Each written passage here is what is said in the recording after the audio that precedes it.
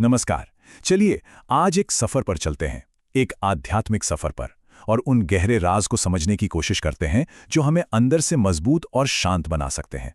देखते हैं कि ये सदियों पुराना ज्ञान आज की भागदौड़ भरी जिंदगी में कैसे काम आ सकता है। ऐसा होता है ना कि मन में जैसे विचारों का एक तूफान सा आ जाता है, एक के बाद एक सोच, और शांति कहीं दूर चली जाती है। ये हम सबके साथ होता है, पर अच्छी बात यह है कि इसका एक रास्ता है। जी हाँ, और यही ज्ञान, यही विजडम आज हमारा गाइड है। ये हमें मन की इस उथल-पुथल से निकालकर सच्ची शांति और स्थिरता की ओर ले जाने का वादा करता है। तो चलिए इस यात्रा को शुरू करते हैं। तो इस सफर का जो पहला और सबसे जरूरी कदम है, वो है बाहर की दुनिया से नजर हटाकर अपने अंदर झांकना, क्योंकि आत्मखोज की शुरुआत हमेशा अंदर से ही होती है।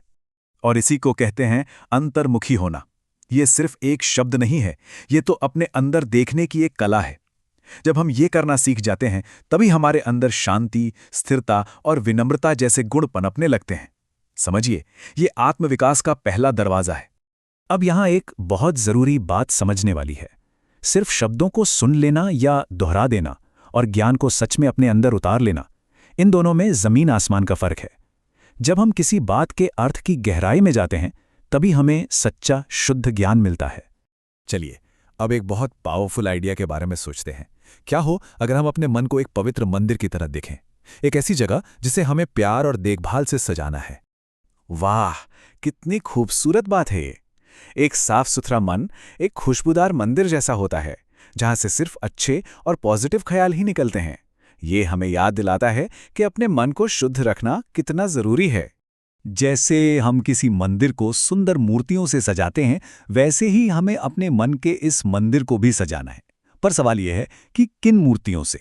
तो ये हैं वो दिव्य मूर्तियां, वो डिवाइन क्वालिटीज जिन्हें हमें अपने मन के मंदिर में बसाना है। निर्भयता, विनम्रता, धैर्य और अहंकार से मुक्ति, यही वो गुण हैं जो हमारे मन को एक सच्चा और पवित्र स्थान बनाते हैं। तो जब अंदर ये काम हो जाता है, तो इसका असर बाहर की दुनिया में हमारे बर्ताव पर कैसे पड़ता है? चलिए अब सेवा की एक बहुत गहरी, एक बहुत सटल परिभाषा को समझते हैं। देखिए, सेवा का मतलब सिर्फ ये नहीं है कि दूसरों को उनकी गलतियां बता दी, वो तो बहुत सतही बात हो गई। असली सच्ची सेवा तो अपनी अंदरूनी शक्ति से, अपनी पॉजिटिव एनर्जी से दूसरों के विचारों को भी पवित्र करना है, उन्हें ऊपर उठाना है। ये एक बहुत गहरा काम है। और हाँ, सिक्के का दूसरा पहलू भी है, जो उतना ही जरूरी है। जब कोई हमें हमारी कमियों के बारे में बताए, तो उसे विनम्रता से स्वीकार करना भी एक तरह से खुद की ही सेवा है। ये तो ऐसा है जैसे कोई माली हमारे सुंदर से फूल से कांटे हटा रहा हो। अब एक ऐसे पर्सपेक्टिव की बात करते हैं जो शायद जिंदगी को देखने का हमारा तरीका ही बदल दे। एक ऐसा नजरिया जो हमें हर हाल में स्थिर रहने में मदद कर सकता है। सोचिए जरा इस बारे में। ये पूरी दुनिया एक पहले से तय नाटक है, एक ग्रांड ड्रामा, और हर कोई, चाहे वो अच्छा हो या बुरा, बस अपना अपना किरदार निभा रहा है। जब हम इसे इस नज़र से देखते हैं, तो हमारी चिंताएं और दूसरों के लिए जजमेंट अपने आप कम हो जाते हैं।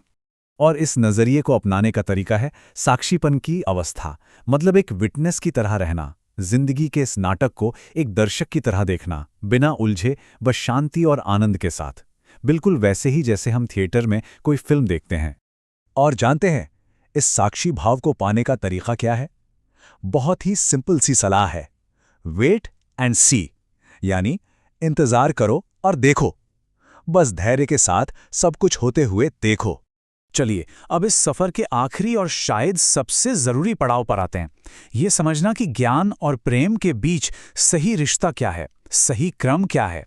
ये पॉइंट बहुत बहुत जरूरी है। यहां एक सीक्वेंस बताया गया है, एक क्रम, और उसे फॉलो करना बेहद जरूरी है। पहले क्या और उसके बाद क्या। तो ये 2 स्टेप का प्रोसेस है।